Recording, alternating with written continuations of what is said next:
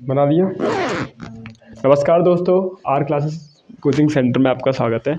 और आज हम बात कर रहे हैं विभव मापी की, जो कि फिजिक्स की क्लास 12th की इंपॉर्टेंट सीरीज चला रहे हैं लगातार कंटिन्यू। और तो उसमें जो इंपॉर्टेंट क्वेश्चन है उनको हम सॉल्व करवा रहे हैं इस वीडियो में, राइट। तो देखते रहे लगातार कंटिन्यू। ये वाला शायद 6 नंबर का भाग होगा इस वीडियो का। आज बात कौन सी होगी? विभव मापी। तो मैं लिख लेता हूँ पहले, विभव मापी, पोटेंशियल मीटर। विभव मापी क्या होता है, पहले इसका चित्र बना लें, फिर इसकी डेरिवेशन लिखते हैं, राइट, गणना करते हैं। तो विभव मापी क्या होता है, यानी ये किसी सेल का विद्युत वाहक बल ज्ञात करने की एक डिवाइस है। किसी सेल का आंतरिक प्रतिरोध निकालने की डिवाइस है, ऐसे कह सकते हैं। इसमें क्या होता है कि एक समान अनुप्रस्थ काट का क्षेत्रफल वाला एक तार होता है, जिसके सिरों के मध्य विभवांतर लगाने पर, यानी उसकी लंबाई के अकॉर्डिंग विभवांतर के पतन होने लगता है, उसे चेक कर लेते हैं, राइट। तो पहले बना लेता हूँ मैं यहाँ पर विभव मापी को। ये जिसका मुझे सेल निकाल लिया मैंने, है ना। इसके साथ में धारा मापी जी लगा दिया और एक जॉकी हो गई। इससे एक धारा नियंत्रक जोड़ दिया गया, जिसे शंट कहते हैं। यहाँ एक कुंजी लगा दी और एक सेल लगा दिया, जिससे धारा प्रवाहित की जाएगी। तो यहाँ से क्या होगा, जैसे ही कुंजी K1 को क्रॉस करूँगा, यहाँ भी कुंजी लगा दो एक। मान लो कुंजी K2 है, ये वाली K1 है, इसे धारा नियंत्रक कहते हैं, ये RH है। ये सेल बना हुआ है, सेल का नाम दे दिया मैंने CB, कोई भी नाम दे दो यहाँ से। और ये धारा प्रवाहित हो रही है तीर की दिशा में, प्लस से माइनस की ओर, ठीक है ना। तो विभव मापी में क्या लिखेंगे कि यदि किसी सेल का विद्युत वाहक बल ज्ञात करना है, तो गैल्वेनोमीटर में से कोई धारा, यानी धारा मापी से यदि कोई धारा ना बह रही हो, तो सेल के सिरों के मध्य यहाँ पर लगाया गया विभवांतर उसमें बहने वाली विद्युत धारा के समानुपाती होता है। या ऐसे कहें कि यदि किसी तार के अंदर विभवांतर लगाया जाए और सेल खुले परिपथ में हो, ऐसे लिख दो उसकी, यानी सिद्धांत इसका विभव मापी का क्या लिखेंगे, सिद्धांत। यदि सेल से, यदि परिपथ में, ऐसे लिखो, यदि परिपथ खुला हो तो सेल या तार लिखो, पहले तार के सिरों के मध्य लगाया गया विभवांतर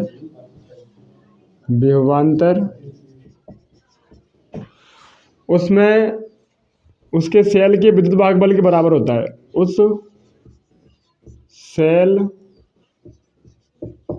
के विद्युत वाहक बल के बराबर होता है, विद्युत वाहक बल के बराबर होता है, बराबर होता है, अर्थात E=V। ये बात पहले भी जान चुके हैं। यदि सेल खुले परिपथ में होता है, यानी यहाँ से कोई धारा नहीं ली जाती है, तो तार के मध्य लगाया गया विभवांतर सेल के विद्युत वाहक बल के बराबर होता है, ठीक है ना। और यहाँ से हम ये एक बात और जानते हैं कि यदि इसके जैसे इसमें धारा प्रवाहित करते हैं, तो यहाँ पर क्या होता है, इसे जॉकी बोलते हैं। ये जॉकी का जो पाठ्यांक आता है, इस पॉइंट पे सबसे ज़्यादा आता है।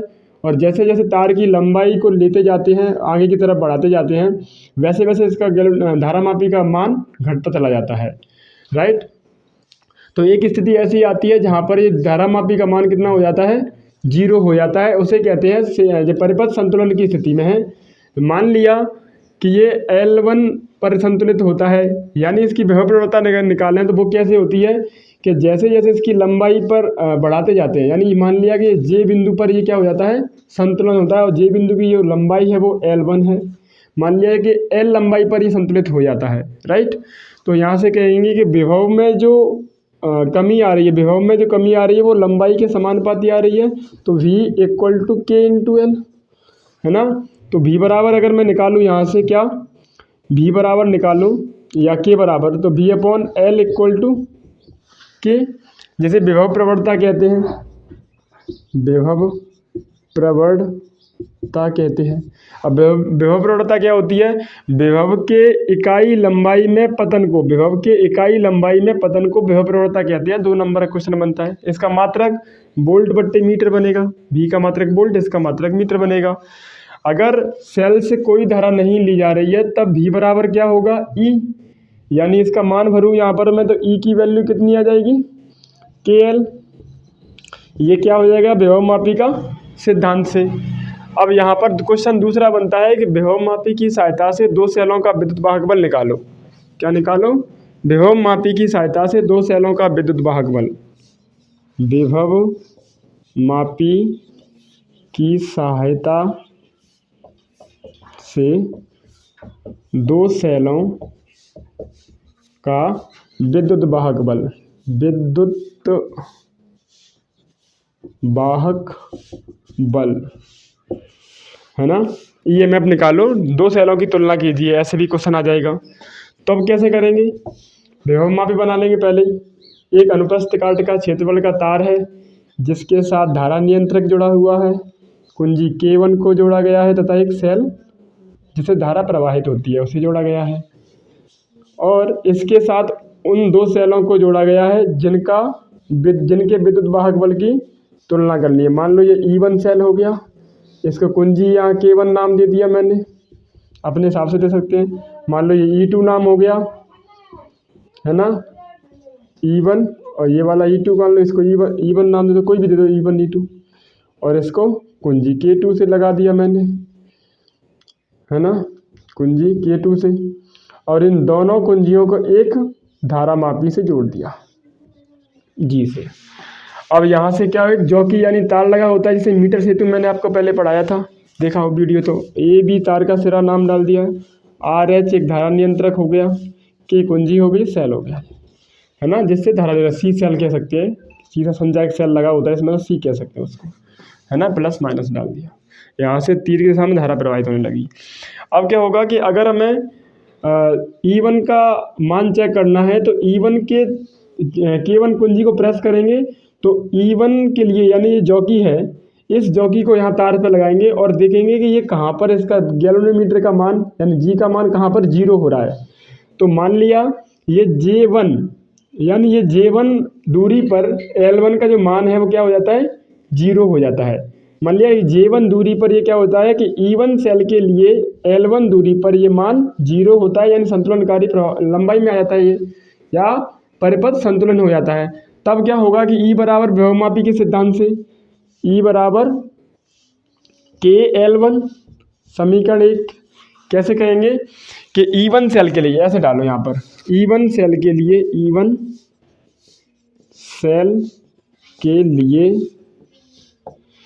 है ना, L1 E1 सेल के लिए विद्युत वाहक बल या संतुलनकारी लंबाई यानी विद्युत वाहक बल L1 दूरी पर परिपथ संतुलित होता है, परिपथ संतुलित होता है, संतुलित होता है। तब क्या आएगा E1 सेल के लिए विभवमापी के सिद्धांत से E = K है, और L1 दूरी पर आ रहा तो L1, समीकरण 1। और इस K1 को बंद कर देंगे, K2 को ऑन करेंगे और फिर यहाँ से जॉकी को लगाएंगे, स्टार्ट करेंगे और देखेंगे इसका जो मान है वो 0 कहाँ आता है, चलते जाएगा।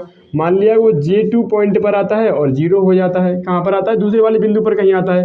तो L1 जो लंबाई थी वो यहाँ तक थी, और L2 लंबाई मान लो यहाँ तक आती है, और यहाँ पर वो पाठ्यांक का मान 0 होता है। तब E2 सेल के लिए, E2 सेल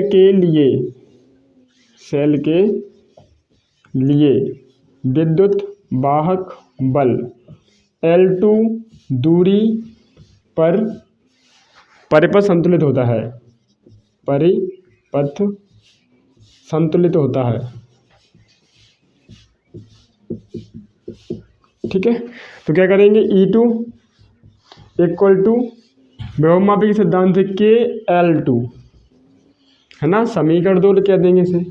अब कैसे निकालेंगे, तुलना कैसे करेंगे? समीकरण 1 में समीकरण 2 का भाग दे देंगे, यानी यहाँ से कह दूँ मैं, अब समीकरण 1 में समीकरण 2 का भाग देने पर तो कैसे होगा E1 बट्टे में E2 इक्वल टू KL1 बट्टे में KL2। के से के कट जाएगी तो क्या बचेगा E1 equal to E2 L1 upon L2। यहाँ से क्या हो जाएगा, इसका फॉर्मूला मिल गया, दो सेलों के विद्युत भागबल की तुलना करना विभवमापी की सहायता से। अगर ऐसे पूछा विभवमापी का सिद्धांत लिखिए तो इसे लिखेंगे, और दो सेलों की तुलना कीजिए तो इस तरह से लिख देंगे, राइट। स्क्रीनशॉट लेना तो ले लो। इसके बाद आगे अब लेते हैं इसका लास्ट वाला क्वेश्चन, अगला नेक्स्ट। वो क्या है कि विभवमापी की सहायता से किसी सेल का आंतरिक प्रतिरोध निकालना। विभवमापी की सहायता से सेल का आंतरिक प्रतिरोध निकालना। आंतरिक internal resistance, find this value of this potentiometer. आंतरिक प्रतिरोध प्रतिरोध निकालना है ना, निकालना। कैसे निकालेंगे, सबसे पहले मैं चित्र बना लूँ। एक अनुप्रस्थ काट का एक समान तार है, 1 मीटर लंबा कह सकते हो, या फिर L लंबाई का कोई तार है ना, एक समान अनुप्रस्थ काट का। इसके साथ में एक धारा नियंत्रक जोड़ देते हैं, इसमें कुंजी लगी होती है, विभवमापी बनाते हैं तो, और इसमें एक सीधा संचायक सेल जोड़ देते हैं, ठीक है ना। अब जिस सेल का आंतरिक प्रतिरोध निकालना होता है उस सेल को जोड़ देते हैं नीचे और बिंदु से, है ना, और उसी के साथ एक रजिस्टर बॉक्स जोड़ देते हैं जिसमें कई सारे प्रतिरोध का मान ज्ञात होता है पहले से ही, रजिस्टर बॉक्स। इन दोनों को एक कुंजी के साथ जोड़ दो, यानी यहाँ K1 कुंजी लगी हुई है और इसके साथ में एक धारा मापी यानी G लगा देते हैं, ठीक है ना। धारा मापी ऐसे बना दो इसे, धारा मापी G लगा देते हैं, और इसके साथ एक जॉकी लगी होती है। तो इस तरह से चित्र बन के तैयार हुआ, ऐसे बोलते हैं RH है ना। और ये सेल जोड़ा होता है एक, ठीक है ना। यहाँ कुंजी का नाम दे दो, यहाँ पर K1 नाम दे दिया मैंने, तो इसे K2 नाम दे दो, तुम अपनी मर्जी से दे देते नाम। इससे धारा प्रवाहित होने लगेगी जैसे ही कुंजी को प्रेस करोगे। तो अब यहाँ से किसे क्या निकालना है, सेल का आंतरिक प्रतिरोध निकालना है, राइट।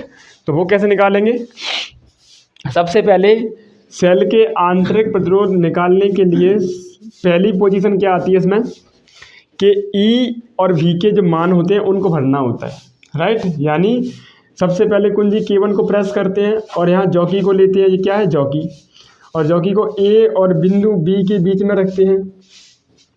तब क्या होता है, यहाँ बिंदु A पर जब रखेंगे इसका तो ये मान बताने लगेगा गैलन मीटर में, और जब इसको आगे की तरफ ले जाएंगे तो ये संतुलित हो जाएगा, यानी जहाँ पर बिंदु संतुलित होगा उसकी L1 लंबाई पर।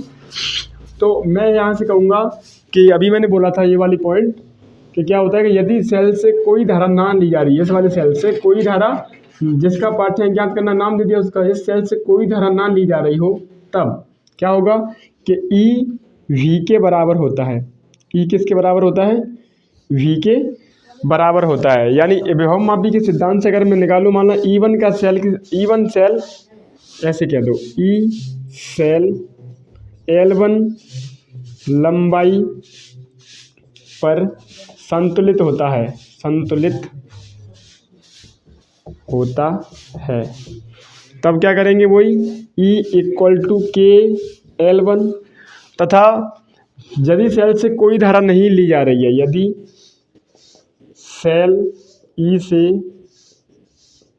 कोई धारा नहीं ली जा रही है, तो क्या होगा, उसके सिरों के मध्य लगाएगा तब विभव प्रवणता से, यानी V बराबर KL2, यानी उसके V वाला जो पॉइंट है वो L2 दूरी पर संतुलित होता है। यानी इसका जो टर्मिनल वोल्टेज है मान लिया वो L2 दूरी पर संतुलित होता है ना। तब आंतरिक प्रतिरोध, तब सेल का आंतरिक प्रतिरोध कैसे होगा, small r equal to R, cell आंतरिक प्रतिरोध का फॉर्मूला E बट्टे में V माइनस 1, और E V के मान भर दो यहाँ से, तो कितना हो जाएगा, ये E का मान ऊपर दिया होगा KL1 और V का मान KL2 माइनस 1, K से K कट जाएगी, तो R इक्वल टू क्या बचेगा, R L1 minus L2 minus 1। ये क्या हो जाएगा, किसी सेल का आंतरिक प्रतिरोध निकालने का फॉर्मूला है विभव मापी की सहायता से, राइट। स्क्रीनशॉट लेना इसका। यहाँ ये दिख नहीं रहा स्टेप, तो इसे मैं ऊपर लिख दे रहा हूँ, राइट।